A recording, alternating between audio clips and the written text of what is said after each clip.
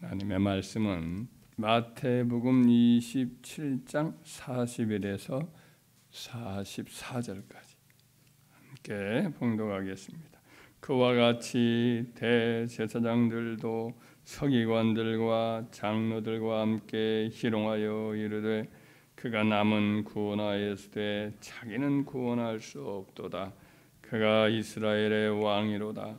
지금 십자가에서 내려올지어다. 그러면 우리가 믿겠노라.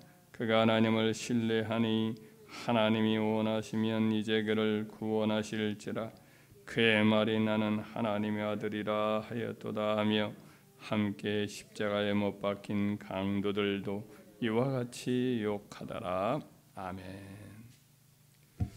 오늘 본문의 말씀에 보면 이제 십자가에 이제 못 박히고 또 매달려 있는 예수님을 향해서 당시의 지도자들, 대제사장들이나 서기관들이나 또 장로들이 예수님을 막 희롱하는 그런 모습을 보게 됩니다. 십자가에서 한번 내려와 보면 우리가 믿어주겠다 이런 말을 하고 있습니다.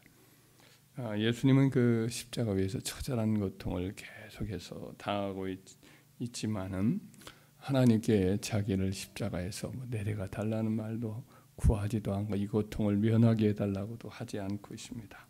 또 하나님께서는 또 자기의 아들이 십자가의 극한 고통인데 그 고통 중에 괴로워하고 있는데 지극히 적은 분량이라도 감하도록 이렇게 하지 아니하시고 내버려 또 두시죠. 그렇다고 이것은 하나님께서 예수님을 버린 것도 아니고 또 그가 하나님의 아들이라서 아들이 아니라서 그렇게 저주받도록 내버려둔 것도 아닙니다. 하나님께서 십자가의 고통 속에서 그의 아들 예수 그리스도를 끝까지 내버려두사 죽음에 이르게 하신 것은 그의 죽음이 바로 죄인들을 살리는 대속의 고난이기 때문입니다. 하나님은 오늘 그들이 놀리는 바와 같이 그가 하나님을 신뢰하니라고 했는데 예수님은 하나님을 철저히 신뢰했지요. 그런데 하나님을 그를 그 극한의 고통 중에 조금도 고통을 감하여 주지 않고 그에게 주어진 고난의 무게를 예수님이 고스란히 홀로 담당하도록 그렇게 내버려 두셨습니다.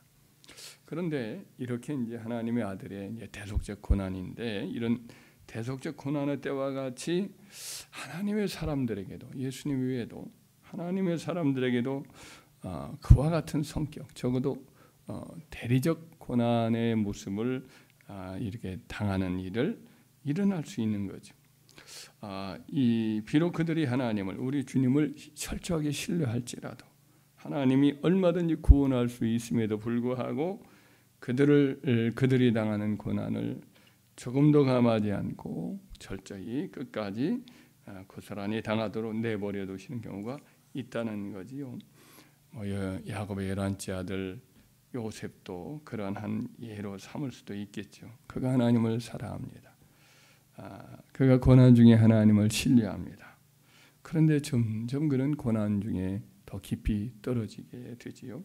애굽의 종으로 팔려간 것도 모자라 또 정치범 수용소인 그 보디발의 그 집에 있는 그 사저지요. 사저 안에 있는 정치범 수용소 감옥에 수감되지요. 다시는 절대로 나올 수 없는 곳으로 떨어지지요. 그에게 잠깐 나올 수 있는 반짝하는 그런 기회가 주어졌지만은 또 그에게 도움을 받았던 술 맡은 관원장이 까맣게 또 잊어버리고 2년이라는 세월을 보냅니다. 아버지 야곱에게서 사랑받던 17살 나이에 소년이 형들에게 배신당해서 타국에서 노예로 팔려온 그런 삶을 30살까지 계속해서 마치 하나님께 버림당하고 전혀 하나님이 이렇게 외면하는 것처럼 그는 밑바닥으로 계속 떨어지지요. 그러나 이제 30살이 되어서 하나님이 그를 지극히 높여서 애굽의 국무총리로 이렇게 삼습니다. 하여튼 이 요셉에게 배정된 고난의 고통의 분량을 다 채운 뒤에 그 일이 이제 이루어지죠. 그렇습니다. 하나님께서 배정하신 어떤 고난의 분량을 자기를 굳게 신뢰하는 주의 백성에 내리실 때에 고난을 감해주지 않는 경우가 있는 거죠.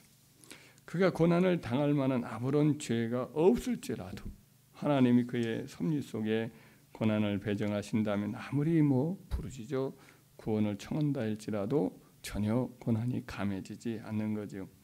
사도 바울이 그의 사역 중에 마치 그런 고난을 당한 것으로 생각되는 그런 기록이 있습니다.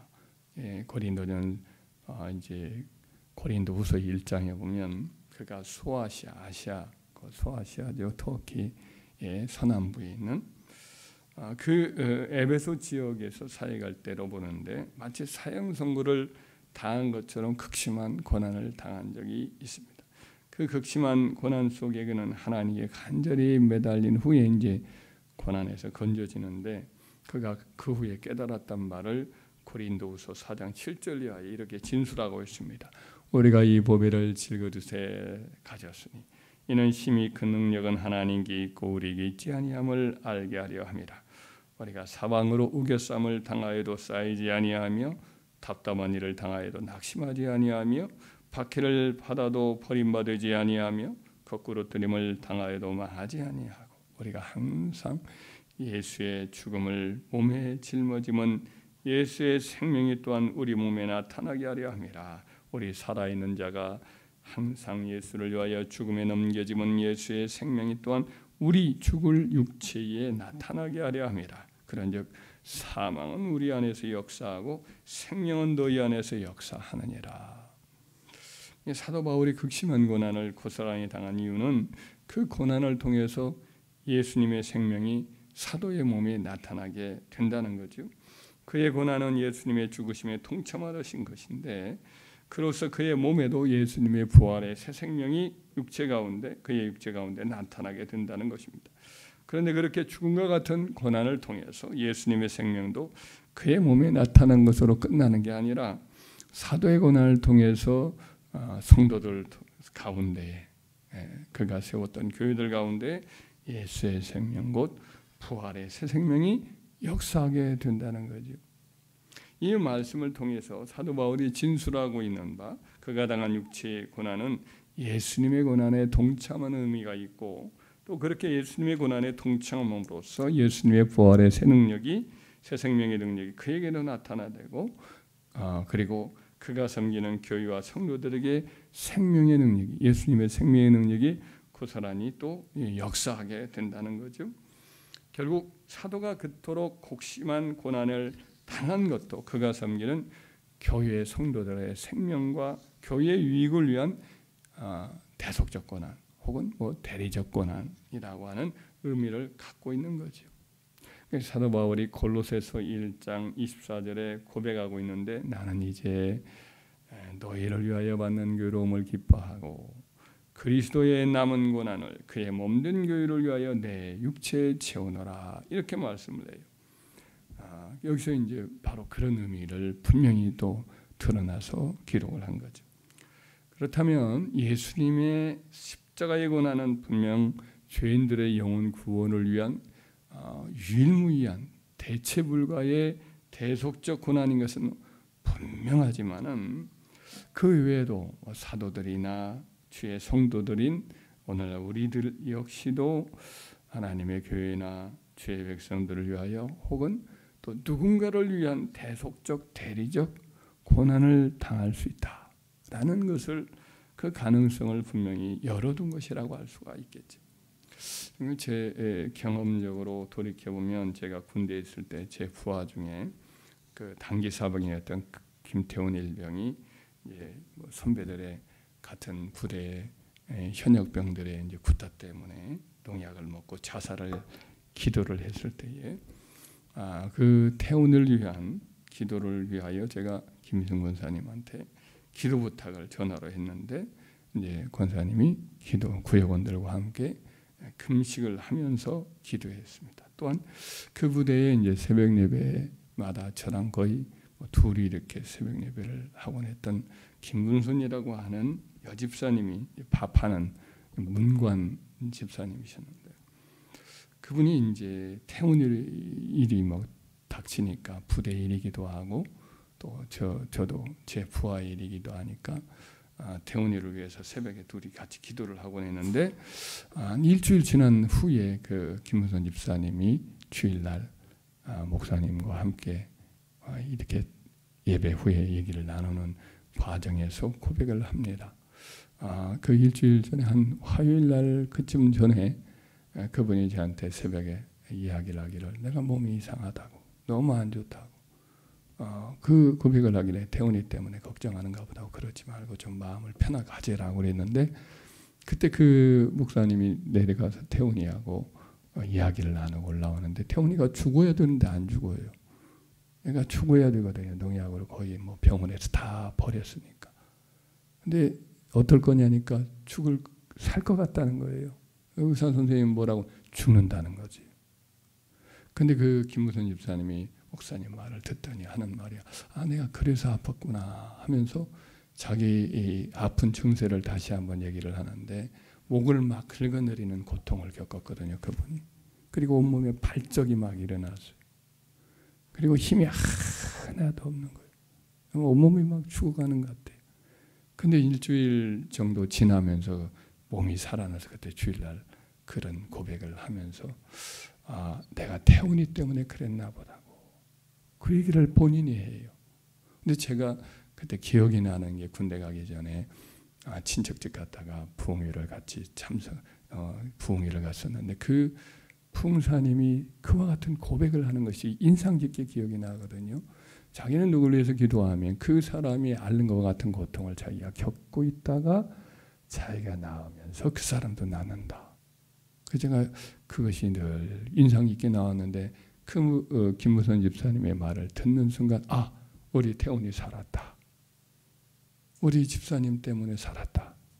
뒤에서 기도하는 금식하면서 기도하고 있는 제가 이제 휴가 나와서 이제 그 이야기를 들었죠. 금식하면서 내내 기도했다는 말을 들었습니다. 그래서 이런 태훈이를 살리려고 금식하고 또 그 김문선 집사님처럼 그냥 방언으로 그냥 눈물로 기도하는 가운데 똑같은 고통을 겪은 거거든요. 태훈이가 겪어야 할 고통을 겪고 그 고백을 한 이후에 일주일 후에 이제 태훈이가 정말 짜장면까지 먹고 나왔거든요. 병원에서. 먹으면 죽을 애가 살아났거든요. 그래서 대리적 고난을 겪고 그 태훈이는 산 거다라고 제가 생각을 한 거지. 몇 년 전에 제가 이제 수술 후에 면역 체계가 약해지니까 안면마비가 왔어요. 굉장히 힘들어져. 전혀 신경이 움직이지를 않으니까 한쪽이. 김미성 원사님이나 식구들이 다 걱정을 하는데 김미성 원사님 워낙 걱정을 했는지 온몸에 막 이렇게 아주 빨간 반점이 다 솟아버렸어요. 예수님이 우리가 생각했던 스트레스, 염려, 근심 때문에 그렇게 된 것이기도 하지만은 제가 이 설교를 준비하면서 생각하면서 또 이 대리적 고난도 당하신 거 아니겠는가 이런 생각도 하게 되었습니다. 하여튼 제가 참 3개월 정도의 회복 기간을 겪으면서 제가 말끔하게 나아서 지금 이렇게 설교를 하고 있죠.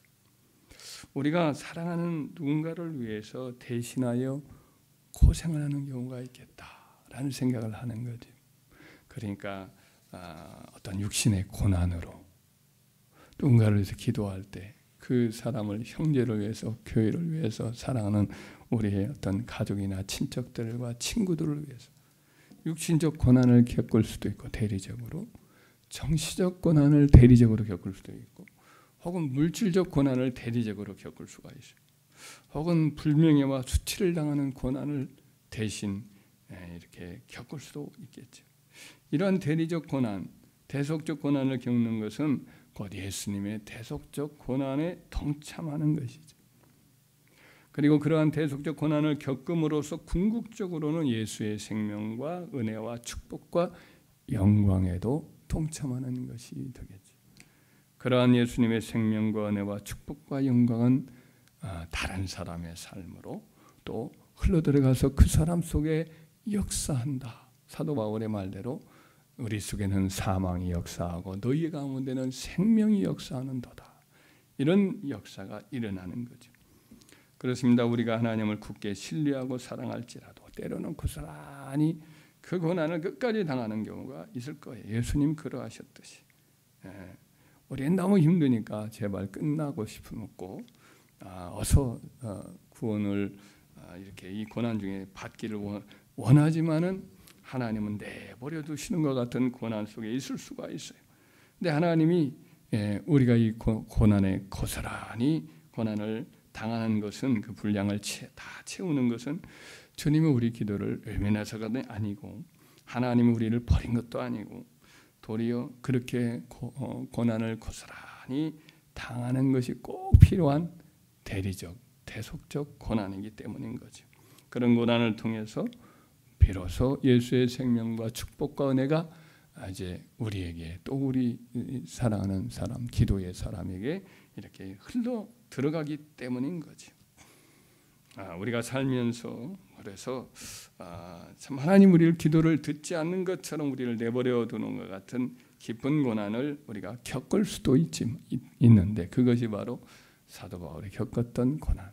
우리 십자가에서 우리 주님이 당한 그 절대유일의 대체 불가의 대속적 고난에는 전혀 비교할 수도 없지만은 그와 비슷한 성격의 고난을 우리가 동참하는 것이고 그것은 정녕 누군가를 위해서 꼭 필요한 고난을 우리가 당하는 것이다. 그래서 그런 고난을 겪을 때에 묵묵히 주님에 대한 사랑과 신뢰를 계속 지켜가면서 그 고난을 견디면서 계속해서 기도해 나가는 성숙한 성도가 되기를 주의 이름으로 축원합니다.